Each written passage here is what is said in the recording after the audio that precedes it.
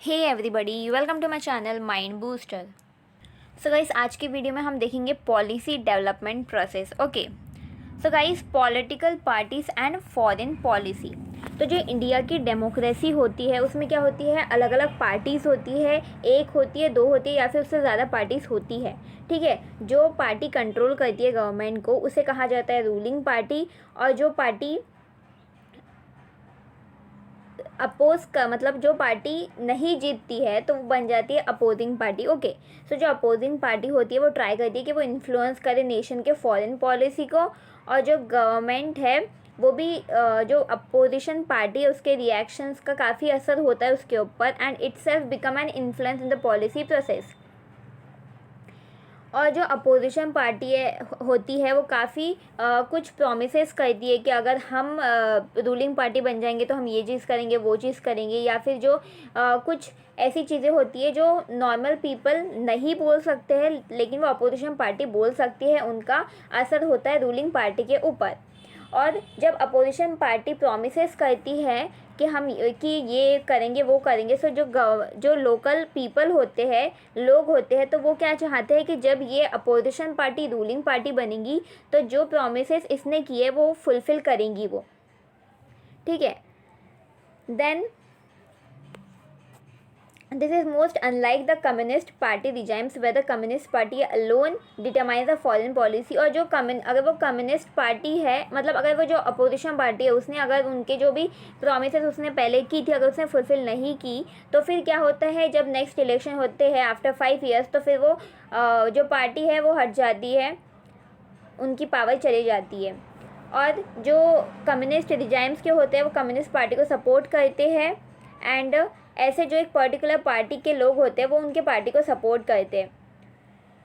India their influence in the making of policy depend upon their proximity to the seat of power. Okay, उसके बाद जो political parties हैं India में उनका role क्या है। Prior to the independence, particularly since 1930, political parties did exist, but since British as a colonial power controlled the foreign policies, making Indians as organized into political parties। तो जो पहले थे political parties का उतना existence नहीं हुआ करता था, लेकिन आजकल जो पॉलिटिकल पार्टी है वो काफ़ी इम्पॉर्टेंट है, क्योंकि इलेक्शन में अकॉर्डिंग टू पार्टी, जैसे कि कांग्रेस है, बीजेपी है, ये पार्टी ही चलती है और पार्टी के लोग ही जीतते हैं और फिर गवर्नमेंट बनती है। Okay, Yet these political parties, as the purpose of their existence indicated, did try to influence broad parameter of India's external relation.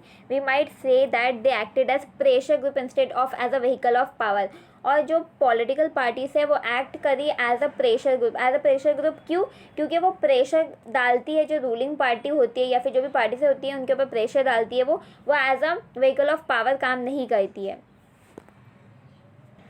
और जैसे कि जो कांग्रेस पार्टी है वो प्रो डेमोक्रेटिक स्टैंड लेती है, जो सोशलिस्ट है वो सोशलिज्म के लिए काम करते हैं, और जैसे कि हिंदू महासभा हो गई तो वो हिंदू के बारे में सोचेंगे, और मुस्लिम लीग है वो फेवर करेंगे इस्लामिक कॉसेस को, और जो कम्युनिस्ट ऑब्वियसली वो प्रो कम्युनिज़म के बारे में सोचेंगे। तो ये कैसा होता है, हम लोग डिवाइड हो जाते हैं, हिंदुइज़म, मुस्लिम्स और अलग अलग कम्युनिटी के लोग डिवाइड हो जाते हैं और अपने अपने लोगों को सपोर्ट करते हैं। Despite that this parties way against imperialism and colonialism. तो इन सब को छोड़ के जो पार्टीज होती है वो पर्टिकुलरली इम्पेरियलिज्म और कॉलोनियलिज्म के खिलाफ है। वे won in opposition the European control of Asia and were against British policy in South Africa. So जो कांग्रेस पार्टी है वो इनिशियली जो वो एम्फेसाइज करती थी एंटी इम्पेरियलिज्म को, एंटी कॉलोनियलिज्म को और एंटी रेसिज्म को। ठीक है, जो जनरल फॉरेन पॉलिसी ऑब्जेक्टिव्स है कांग्रेस के उसे सेम रहना चाहिए जब वो जो पॉलिसीज़ थे 1948 कांग्रेस वर्किंग कमेटी सेशन के टाइम पे। देन जो कांग्रेस के जो प्रिंसिपल है वो होनी चाहिए promotion of world peace, the freedom of all nation, racial equality and the ending of imperialism. मतलब हमारे जो प्रिंसिपल है जिसके अकॉर्डिंगली हमें फॉरेन पॉलिसीज़ बनाना चाहिए, हमें काम करना चाहिए, वो है कि हमें जो वर्ल्ड पीस है उसे प्रमोट करना है और सभी नेशन को फ्रीडम प्रोवाइड करना है, और जो रेशियल इक्वालिटी मिलनी चाहिए, मतलब जो कलर के इससे जो डिफरेंस होता था वो ख़त्म करना चाहिए, और जो एम्पेरियलिज्म है उसे भी एंड करना चाहिए। ओके, देन सो गाइस, जो फर्स्ट प्राइम मिनिस्टर थे जवाहरलाल नेहरू, उन्होंने एक जो early foundation of Indian foreign policy थी, तो उन्होंने फॉर्मुलेट किया था नॉन अलाइनमेंट मूवमेंट। इसका मतलब है कि जो इंडिया है, जो न्यूली इंडिपेंडेंट नेशन बना है, तो वो कोई भी दो मिलिट्री ब्लॉक में से किसी ब्लॉक में नहीं जाएगा, ना वो यूएस में जाएगा, ना वो सोवियत यूनियन में जाएगा। वो नॉन अलाइनमेंट मूवमेंट मतलब नॉन अलाइन रहेगा, वो किसी के साथ अलाइनमेंट नहीं बनाएगा, ठीक है।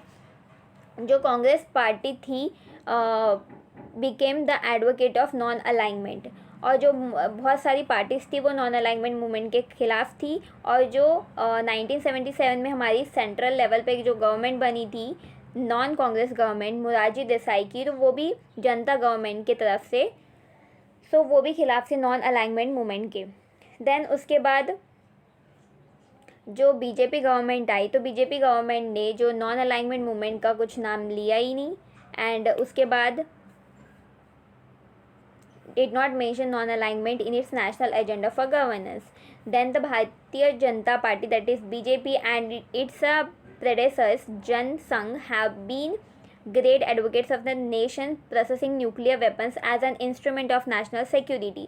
तो जो जब बीजेपी आई तो उन्होंने जो न्यूक्लियर वेपन्स है उसे एक ये कहा कि हमारे नेशनल सिक्योरिटी के लिए काफ़ी इंपॉर्टेंट है। और जब उनका इलेक्शन मैनिफेस्टो बना 1991 में, तो बीजेपी ने कहा कि जो हम जो इंडियन फोर्सेस है, दैट इज़ न्यूक्लियर टिथ,